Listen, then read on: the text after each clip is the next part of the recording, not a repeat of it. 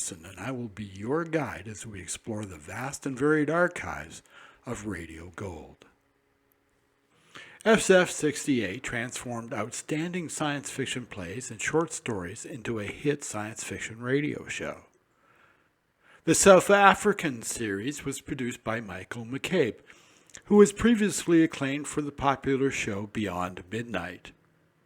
Like all science fiction dramas of its time, this show reflected an astronomical interest in speculative visions of a future yet to come. The theater of the mind that is radio, of course, makes all inner visions possible. And now, without further ado, we present SF'68.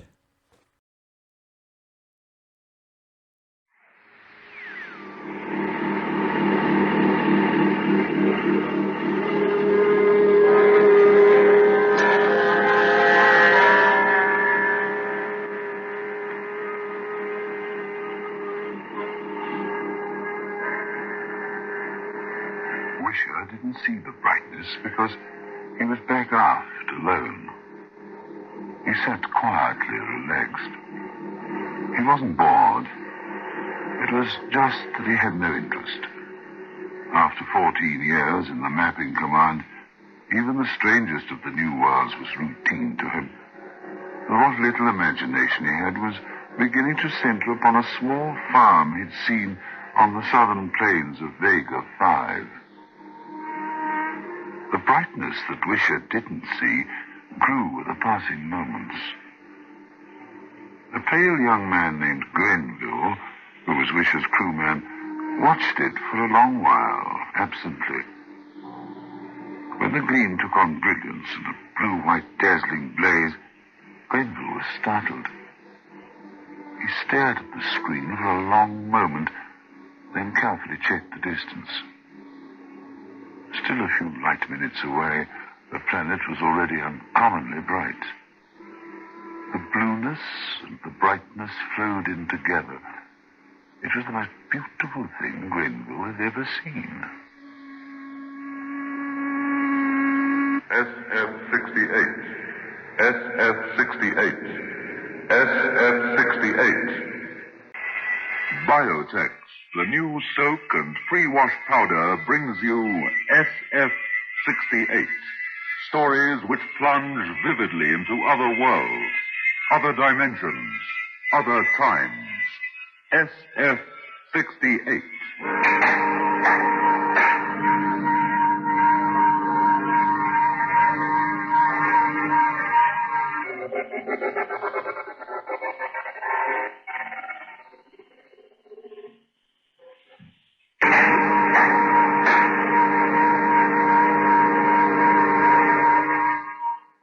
SF'68 presents Grenville's Planet, adapted for radio and produced by Michael McCabe.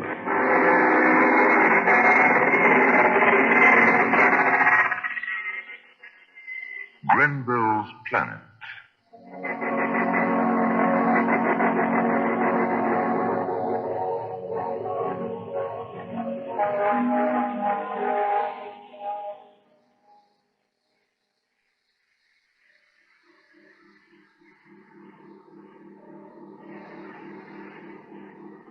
Grenville watched the planet grow. Slowly the moons came out. 4 winked on and ringed the bright world like pearls in a great necklace that glares incredible. Sam, come down here, quickly. I know what that blue is. I know what it is. Shining. It's all shining. Everything's blue and shining. Sam, will you come down, Nan? Hurry. Look at the screen. Clouds. Look at the clouds.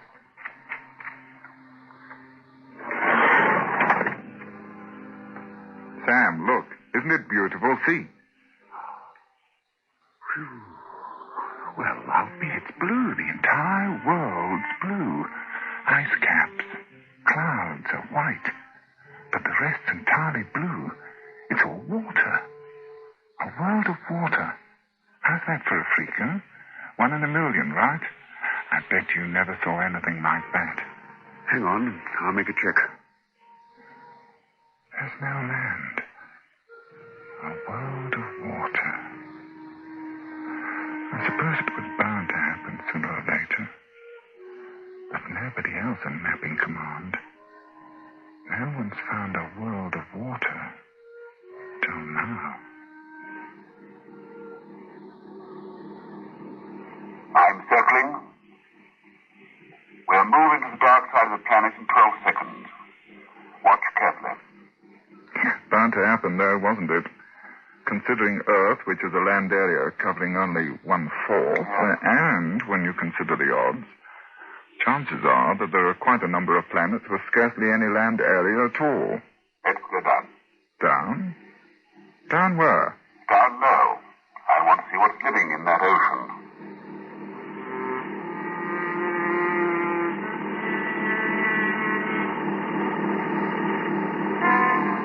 Stratosphere.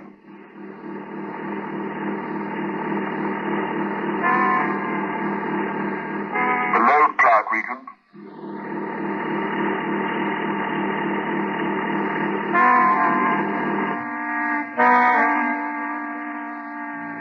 Leveling off completed. 1,000 feet. Screen at full magnification. And you're the man who always follows the regulations without question. I do, normally. Without the regs, Mapping Command, death trap. Nowhere in space is the need for rules as great as out here on the frontier. We owe our lives to the regs. Then I wonder how they'd feel about us probing the water of an all-water planet from 1,000 feet up. Well, inevitably, there are some things the regs can't foresee. All planets are new, but this one's newer than all the rest. Extra different. All water. Nothing. Nothing at all. No fish. No seaweed. 800 feet, that's as near as we're going. Evolution's been confined underwater, then? Completely underwater? If there is evolution. If... Look! Sam, see! An island!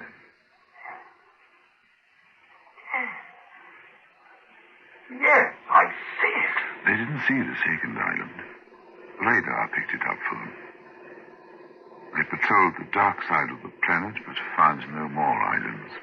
This planet's my assignment. They might even name it after me. There are a load of planets named after men in Mapping Command. When the tourists come, they'll be coming to Grenville planet, one of the most spectacular wonders of the universe. We'll land.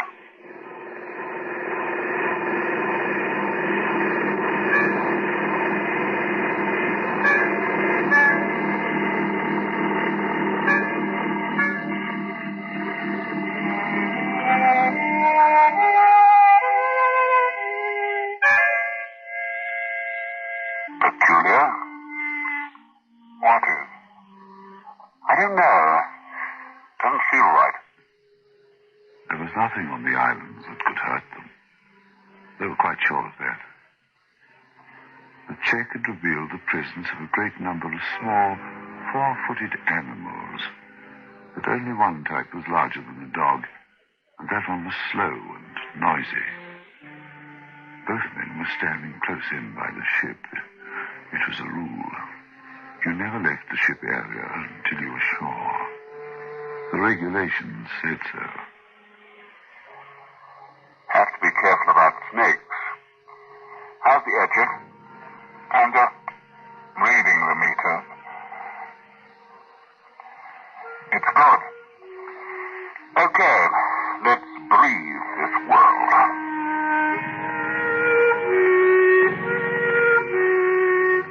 It's good. It is good.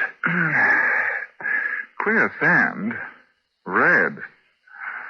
Red and warm. You can't call old vegetation jungle. Everything's too stiff. Unreal, sort of. Nothing over 10 feet. Everything's sort of... Regular. Yes, I noticed. And so they explored. Wisher began to feel more confident. They had their rifles. They had the ship and the alarm system. There was nothing that could harm them. The day passed. Just before twilight, 2 of the moons came out. Moons. What? I was just thinking... What about the moons? I wasn't thinking about them exactly. I was thinking about the tide. 4 good-sized moons in conjunction could raise one heck of a tide. So? That's probably where the land went. Oh, let the technicians worry about all that. No, it's just that these islands have no right to be here at all. 4 moons. They could produce tides that would wash continents away. Or maybe the tides are far apart, centuries apart. Huh? Evolution. 1 billion years underneath the sea, with no land to take the first developing mammals. I wonder what's going on this minute underneath all that water. When they went into the ship for the night, Wisher didn't need the regulations to tell him to seal the airlock and set the alarm screens.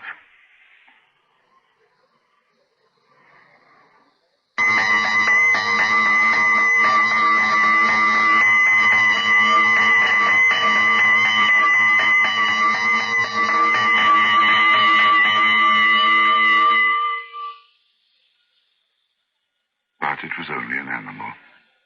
One of the large ones. A weird, bristling thing with a lean, powerful body. By the time morning came, Wisher, who'd been frightened half to death, was in favor of leaving for the one remaining star they would map before returning to base. Grenville was secretly keen to return as well, but for different reasons. Grenville had decided that Grenville was now a famous man. That island, over there, that's North Grenville. This one, South Grenville. Don't go near the water. All right, Mummy. I'll work the edge of the vegetation. Funny. No birds. Leave the rifle, take the pistol, easier. Okay. No shellfish. The beach is a bare, dead plot of ground. There's danger here. I know it, but I can't explain it. Sea, noiseless. No tide, no waves, nothing. It's because there's nothing, just stillness everywhere, that I know there's danger. The seas of every world I've ever been to have been choked with life. From Earth on, out to Deneb. Anyway, I'll take a specimen of the water. It took a lot of courage for Wisher to approach those waves. He took a quick water sample and hurried back to the ship. The water was earth water, so far as his instruments could tell. There was nothing wrong with it. There was nothing much living in it either. Then Grenville came back with his specimen sack. No shellfish. Why? Well, maybe they just don't like it here. The computers finished constructing the orbits of those moons. So? So the moons conjunct every 112 years.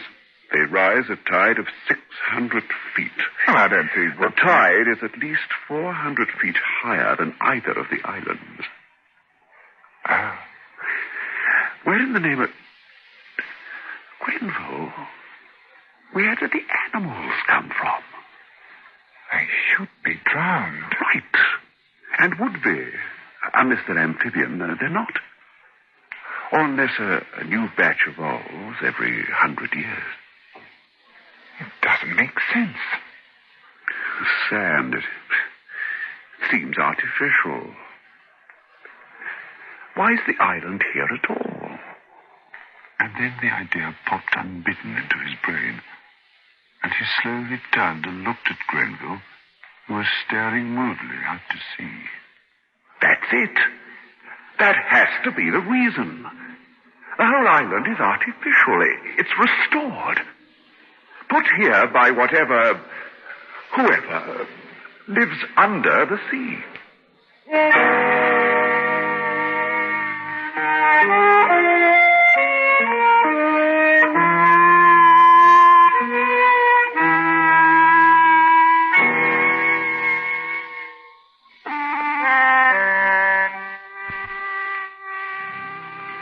Well, we can't leave yet. We haven't any proof. Besides, there hasn't been any manifestation of danger. We've got enough proof for me. It's easy to understand, isn't it?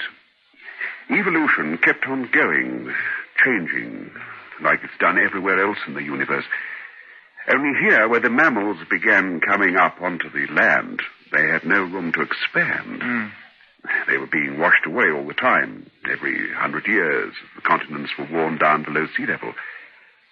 But evolution never stopped. It continued underneath the sea. Eventually came up with an intelligent race. Heaven knows what they are or how far they've progressed. They must be pretty highly evolved. They couldn't have done something like this. There's no way of telling. The Egyptians built the pyramids.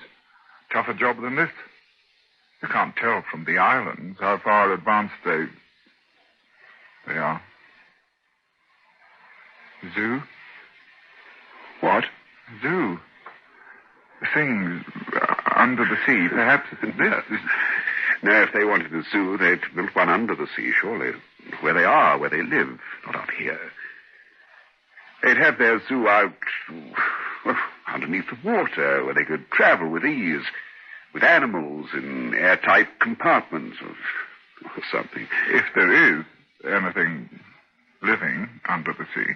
Gren, there's got to be. Otherwise, how do you explain this? The island, the other one, too. I don't know. And another thing. If there is something, why hasn't it come here? Why haven't they come to see us? They must have noticed our ship. They wouldn't be just like fish, would they? These things, they need hands, tentacles. Will you get the animal specimens? No, just plants and a small lizard thing. Well, we'll have to get one of those things that set off the alarm last night. But to heck with the rest. We'll let HQ worry about that. I'll pack up, make ready. You go and get that thing. What? I said go and get that animal thing. Then we leave, huh? Yes. Do you think we need one of those things that set the alarm off last night? Yes. Okay. You would like to have a shot at getting one and let me pack up? No. Oh. Okay. Okay, then. I think I'll just have a... I think I'll just smoke a cigarette before I leave. Won't have much time if I'm to get one of those things. Just 5 minutes, and then I'll... You? No, thanks. Oh.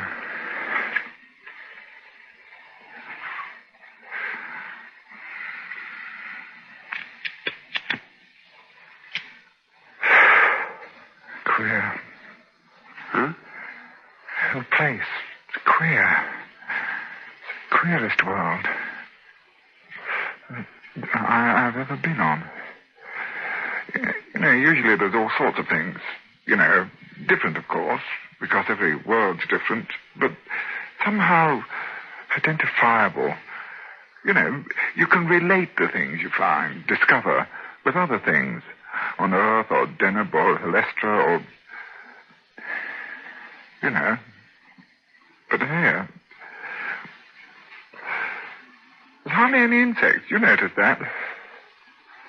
And all that still sea out there. On Earth, any place on the whole planet, there'd be seabirds flying about, calling, little crabs scuffing about the sand, seaweed, everything you can think of. But here, it's like a kid's toy. A model. Grenville, of course, was talking for the sake of talking. He didn't want to go and hunt the animal. He wasn't afraid of the animal, of course. He'd hunt a larger, more dangerous specimens to take back to Earth for the scientists. I mean, intuition. Sometimes, surely, intuition's enough. If a man feels there's danger, feels something somewhere not good, then it'd be stupid to wait till he gets his head knocked off to prove it. See what I mean? No. I was afraid you wouldn't. Oh, I see what you mean, of course, but what'd you do? A cigarette. I burnt my... Enjoyed that. Okay, go and get one of those things. Okay, then we'll scoot. Yes, okay. Right, see you. And Grenville turned and struck off automatically down the beach. He never came back.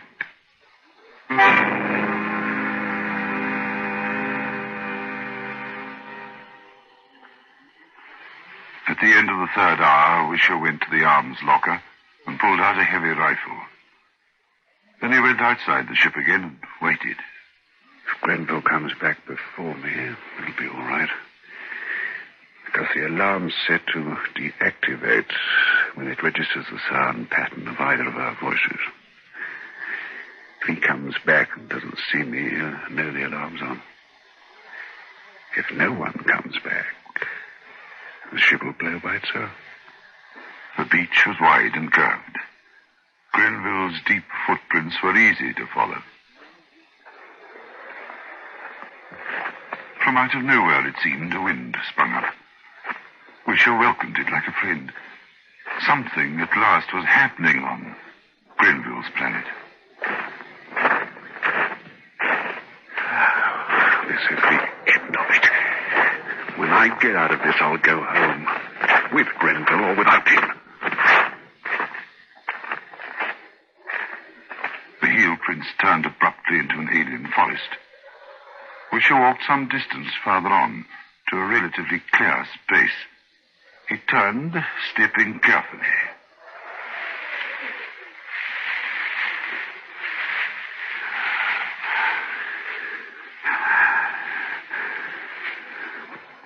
He started to circle the spot where Grenville had gone in. The water around him was soggy, sterile.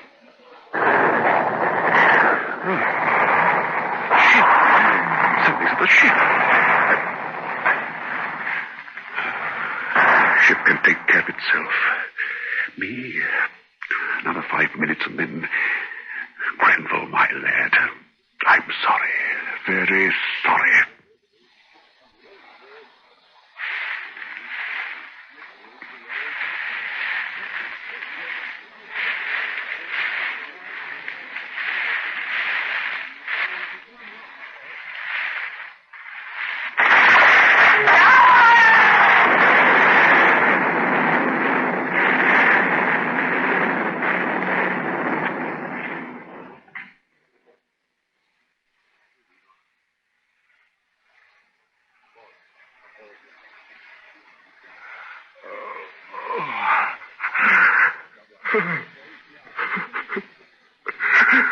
Even as Wisher fell, he knew what it was.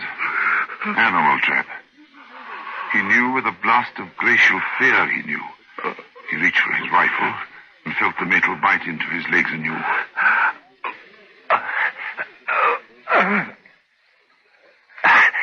But the rifle was beyond him. Out of his belt, he dragged his pistol, and in a sea of pain, held upright by the trap, he waited. Nothing came. Why? Why? This had happened to Grenville, too. Why? Why? Strangely, he was not afraid. He'd broken the regulations, and this had happened, and he'd expected it. He waited, but nothing came. Why? Why? He looked down into the hole and he saw the hot redness of his own blood. And as he watched it bubble, he realized that he was dying. Why doesn't something come? I can at least see what they are. Do I shoot it? If it comes, do I shoot it? Why doesn't something come? Why? Why? He had very little time. He realized this. But he was hopeful. He wanted so much for something to come. He needed so much to know. Why? Why? Before something came, unfortunately, he died. The traps had been dug in the night. From out of the sea they had come to dig in the preserve. For a preserve was what the island was all that it could have been, and then returned to the sea to wait. The traps had been dug in the night. The ship had been seen from the very beginning, and its purpose understood. The best brains of the sea had gathered and planned. The enormous, manta-like people, whose name was unpronounceable, but whose technology was not far behind Earth's, met in consultation and immediately understood. It was necessary to capture the ship. Therefore, the Earthmen must be separated from it, and it was for this reason that Wisher had died. But now, to the astonishment of the things, the ship was still alive. It stood silent and alone in the whiteness of the beach, ticking and sparking within itself, and near it on the bloodied sand were the remains of the one who had come too close. The things waited exultant. The conquest of space was in their hands. The day grew late and became afternoon. Within the ship, of course, there was ticking, and a small red hand moved towards zero. In a little while, the ship would blow, and with it would go the island and a great chunk of the sea. But the beings could not know. Second by second, with the utter mechanical loyalty of the machine, the small red hand crept forward. The sea near the beach was frothy and white. A crowd was forming.